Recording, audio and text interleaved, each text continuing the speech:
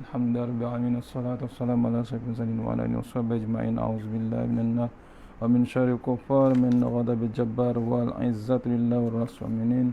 Allahumma ghnina bihalal harami wa min siwa bismika Allahumma ya daim ya hayyu ya fardu ya wid ya ahad ya samad. Allahumma salli ala Muhammad wa ala ali Muhammad.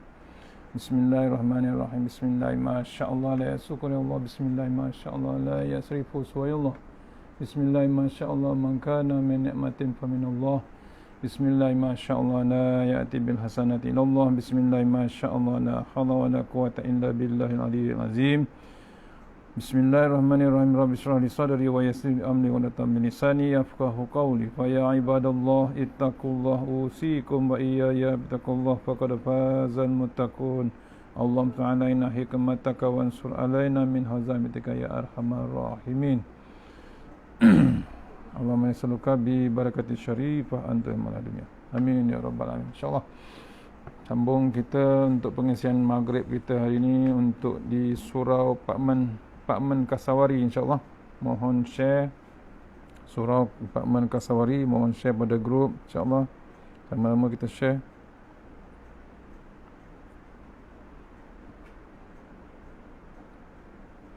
Siapa yang buka Facebook audio kuliah mohon share surau Apartmen Kasawari insyaallah.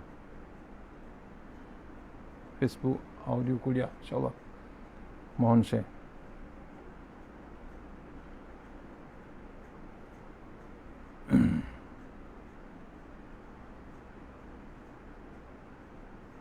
Apa insyaallah. Sebentar saya share.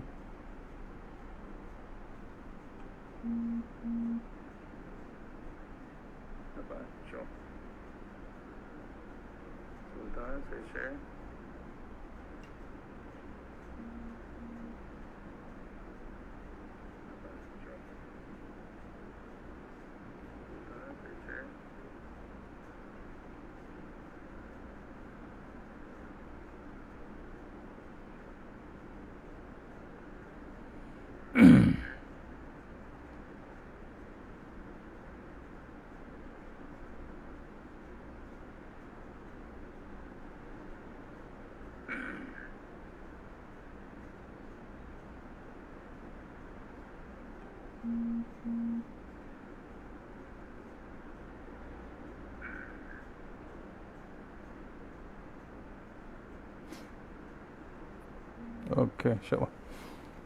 Alhamdulillah, kita mulakan surah Al-Fatihah. Auzubillahi minasyaitanir bismillahirrahmanirrahim. Alhamdulillah. Iyyaka na'budu wa iyyaka nasta'in. Shiratal mustaqim. Shiratal ladzina an'amta 'alaihim ghairil maghdubi 'alaihim waladdallin.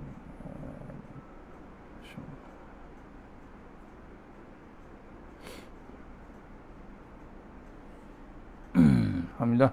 Kita terus sambung bab 17 namimah ataupun fitnah adu-adu ya, untuk surau Taman Kasawari kitab Tanbihul Ghafilin.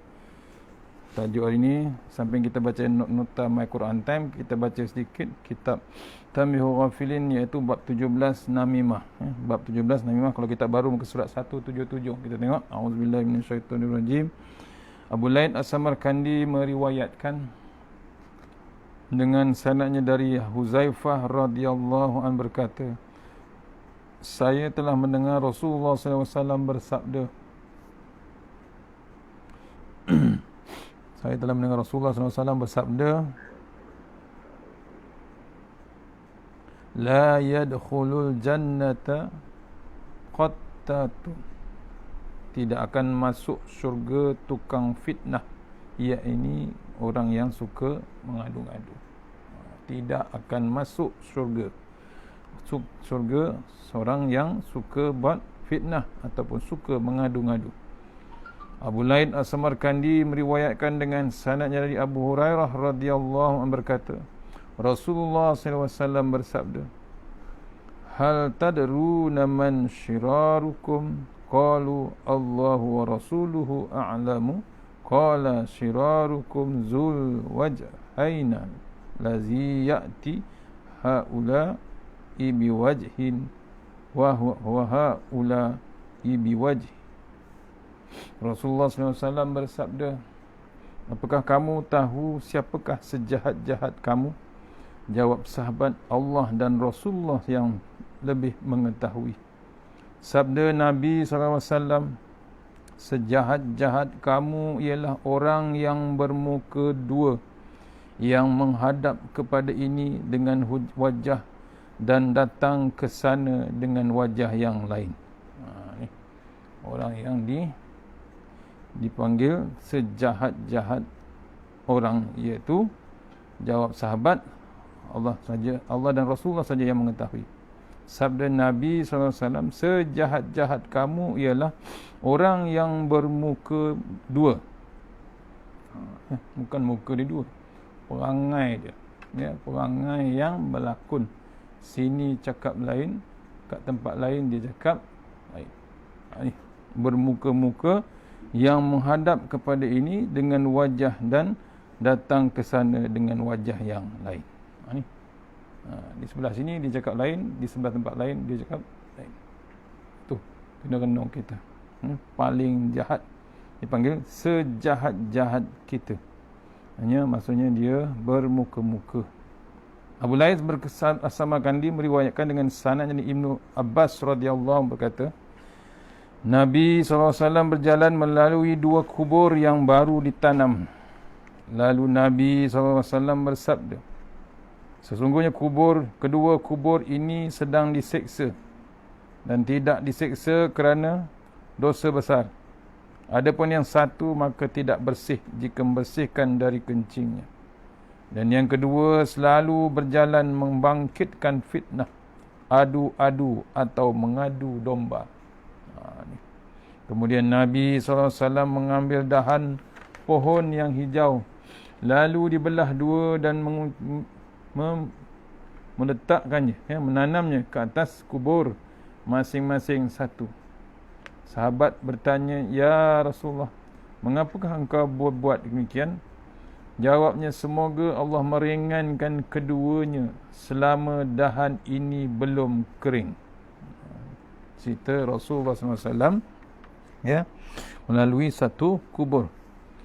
Ibnu Abbas berkata, man nabiyyu sallallahu alaihi wasallam bi qabraini jadidaini faqala innahuma la yu'azzabani wa ma yu'azzabani fi kabir fa amma ahaduhuma fakana la yastanzihu minal bauli wa amma al-akharu fakana yamsi bin namimah summa akhadha jaridah radmitten fashaqqaha nisfaina wa gharaza fi kulli qabri wahidah faqalu ya Rasulullah lam sana'ta hadza faqala la'allahu an yukhaffafa anhuma ma lam yai besar. Nabi lalu dua kubur yang baru dikebumikan. Lalu Nabi SAW bersabda, sesungguhnya dua kubur ini sedang diseksa. Nabi dengar, Nabi tahu kubur kedua-duanya itu tengah diseksa. Dan tidak diseksa kerana dosa besar. Adapun yang satu maka kena tidak bersih kerana membersihkan dalam buang air kecil.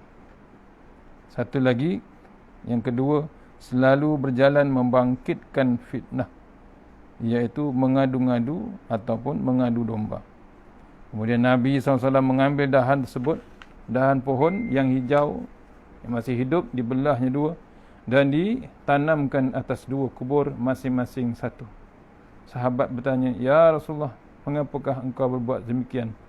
Jawabnya, semoga Allah meringankan keduanya selama dahan ini belum kering. Allah.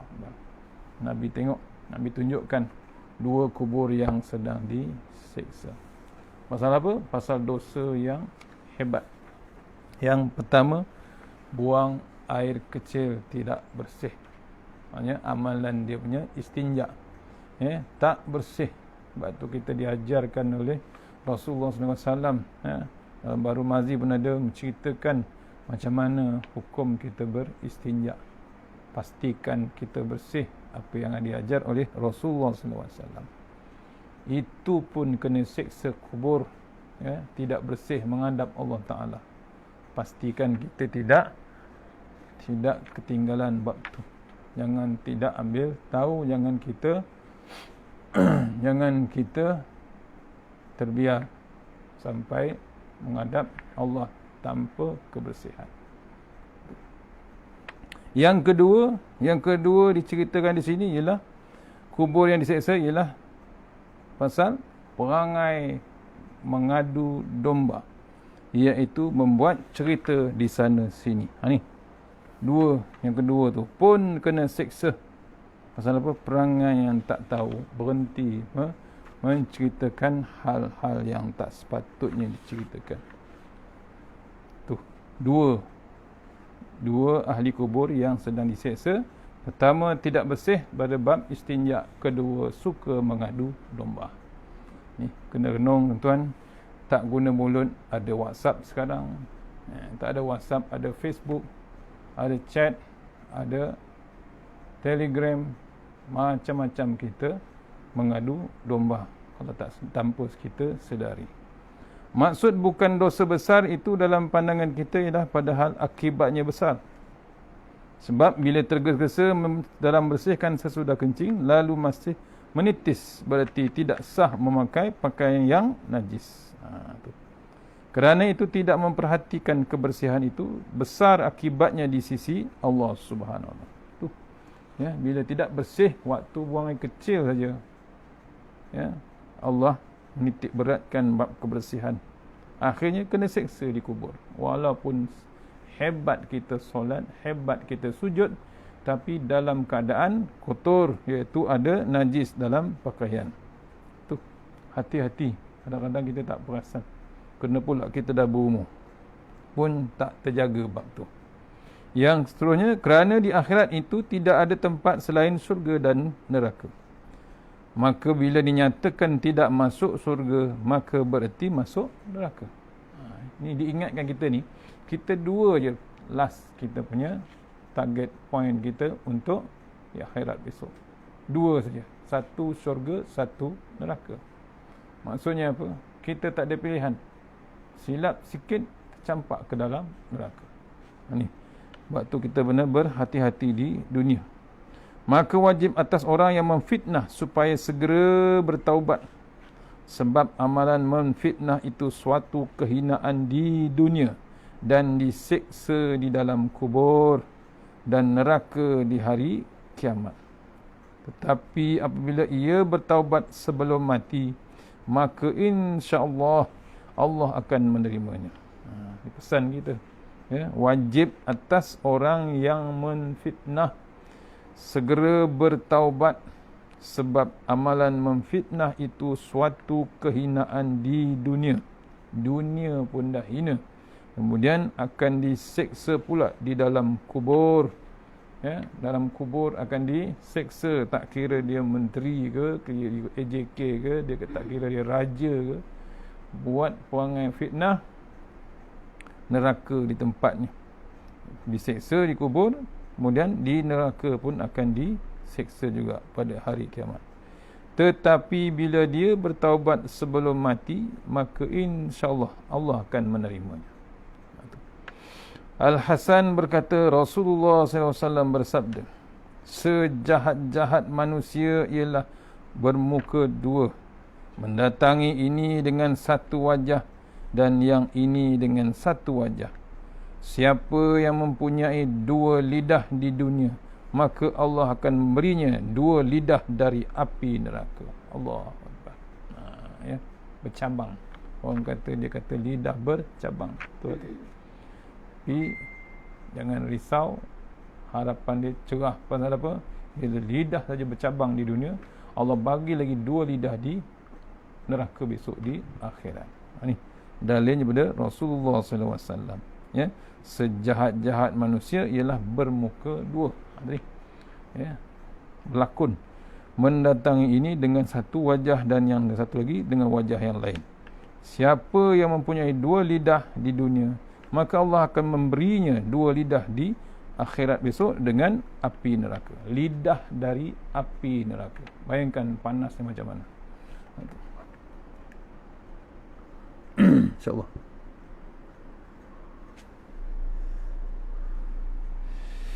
Qatadah berkata, sejahat-jahat hamba Allah ialah tiap tukang yang menghina, tukang maki dan kurang mengadu-ngadu.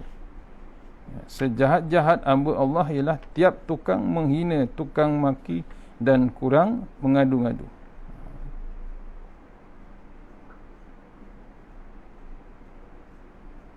Siksa kubur kerana 3. Sepertiga kerana ghibah. Sepertiga kerana tidak bersih istinja atau membersihkan buang air kecil. Dan sepertiga kerana mengadu-ngadu ataupun fitnah. 3. Ya, ghibah, fitnah, kemudian tidak bersih dengan istinja atau membuang air kecil.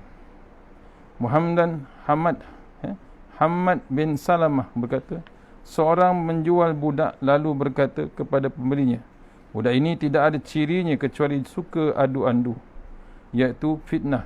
Maka dianggap ringan oleh pembeli dan tetap dibeli. Dan setelah beberapa hari di tempat majikannya, tiba-tiba budak ini berkata kepada isteri majikannya, suamimu tidak cinta kepadamu, ia berkahwin lagi. Apakah engkau ingin supaya ia tetap kasih kepadamu? Jawab isterinya, ya. Lalu kalau begitu engkau ambil pisau cukur untuk mencukur janggut suamimu di bahagian leher jika suamimu sedang tidur. Kemudian ia pergi kepada majikan, iaitu suaminya, berkata, isterimu bermain dengan lelaki lain dan ia merencanakan untuk membunuhmu.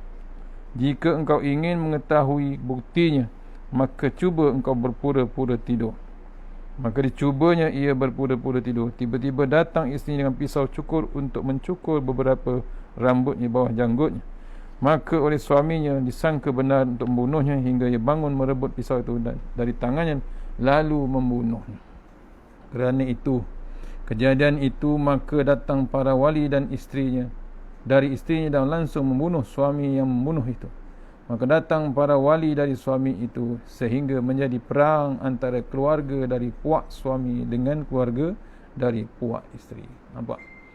Hebatnya percakapan manusia sampai boleh berbunuh-bunuhan daripada suami bunuh isteri. Asalnya sampailah kerabatnya dengan puak-puak dia, antara isteri dengan puak suami dia. Tu hebatnya lidah manusia, boleh sampai ke tahap berbunuhan.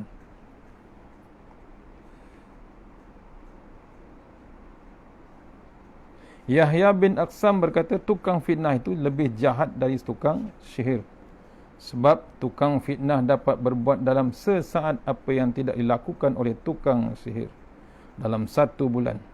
Dan perbuatan tukang fitnah lebih berbahaya dari perbuatan syaitan. Sebab syaitan hanya berbisik dan berkhayal bayangan, tetapi tukang fitnah langsung berhadapan dan terus mempraktikkan. Allah telah berfirman, ahli-ahli tafsir banyak mengertikan khatab, hamalatal khatab, iaitu fitnah adu-adu.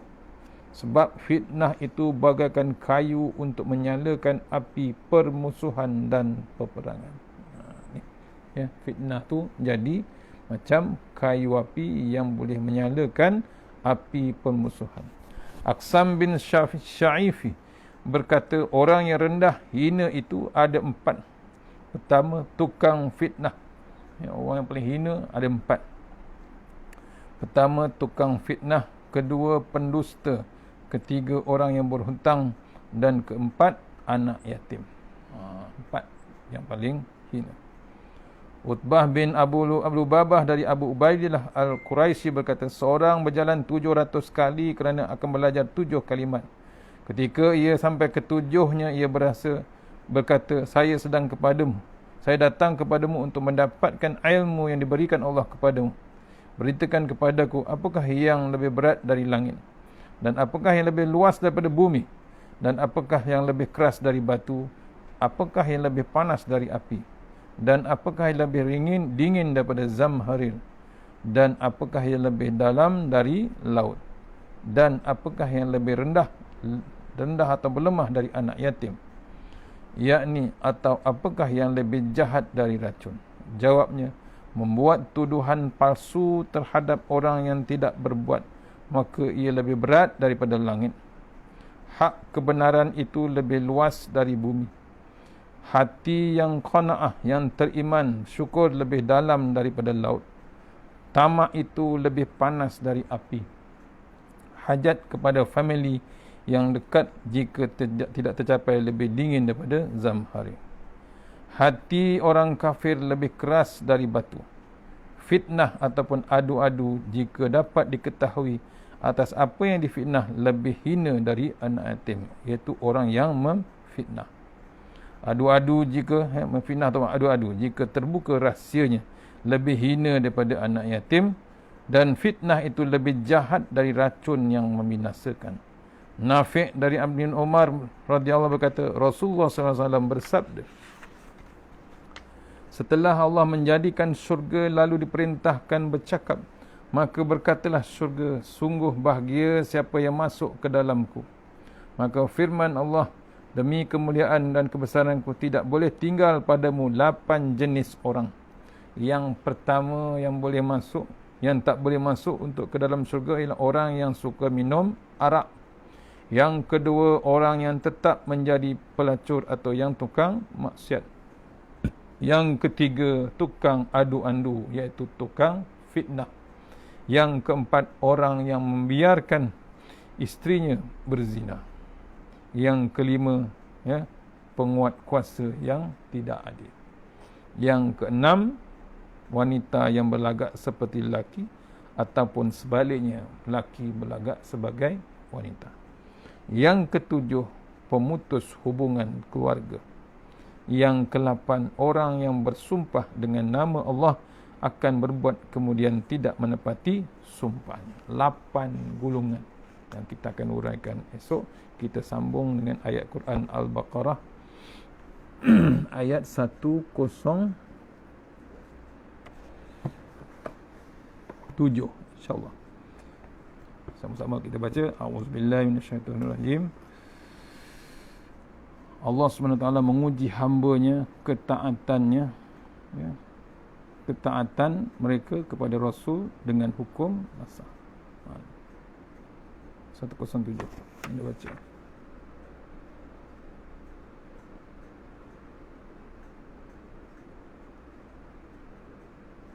108 insya-Allah.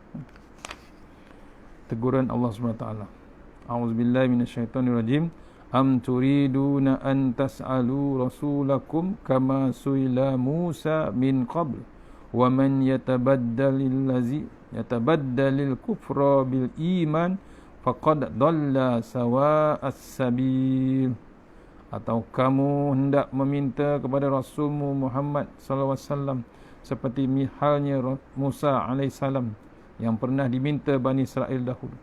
Barang siapa yang menggantikan keimanan dengan kekafiran, maka sesungguhnya dia telah sesat kepada jalan yang jalan yang lurus. Al-Baqarah ayat 108. Kupasan ayat ni menceritakan adapun firman Allah Subhanahu Wa Taala pada ayat ni, am turidu na an tas'alu rasulakum, atau kamu hendak meminta kepada Rasulmu, yakni Muhammad.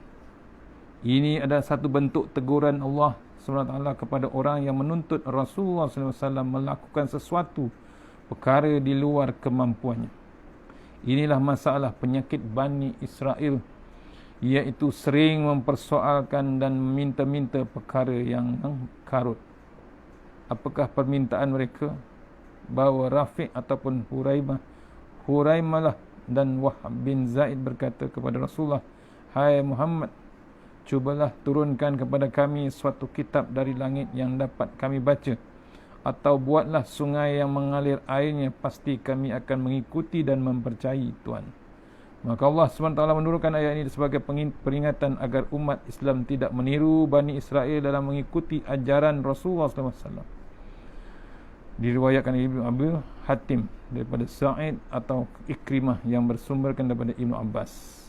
ayat ini adalah tentang pertanyaan-pertanyaan mereka kepada Nabi Muhammad SAW, dan Allah SWT menggunakan perkataan Rasulakum, Rasul kamu, kerana Nabi Muhammad SAW adalah Rasul yang mereka sekarang.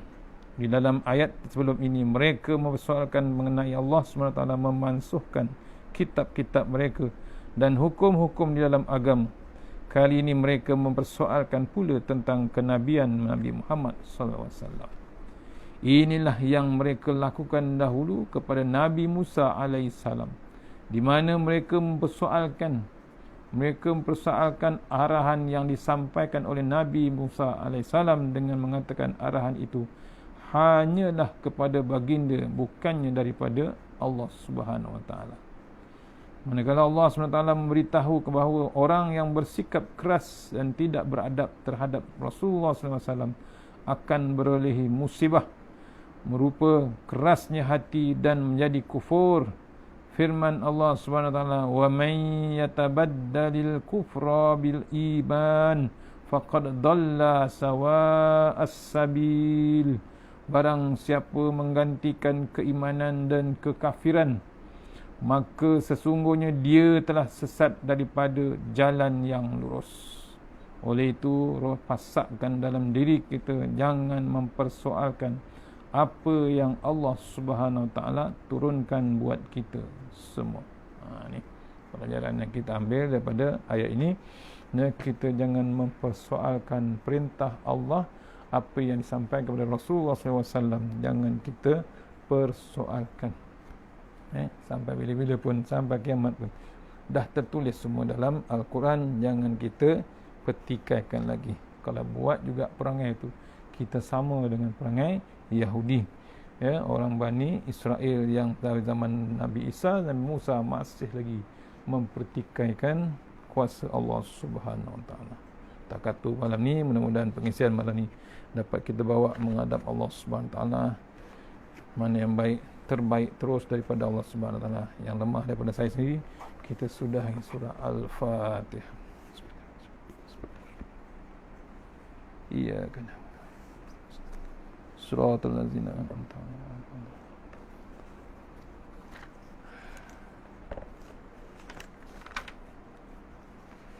A'udzu billahi minasyaitonir rajim. Bismillahirrahmanirrahim. Allahumma tawwil a'marana wa sahih ajsadana wa nawwir qulubana wasabbir imanana wa ahsin a'malana wa wasi' arzaqana wa ilal khairi qaribna wa anishari minna wa ahdi hawadina fid din wa dunya wal akhirah.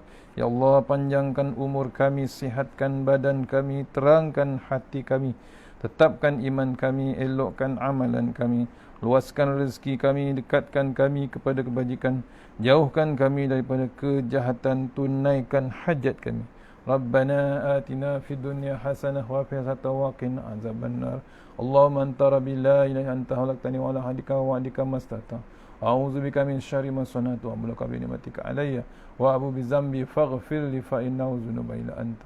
Tawassalna bil jabaru wa tasamna bil malakut allazi la yamut isrifan al bala wal waba innaka ala kulli syai'in qadir.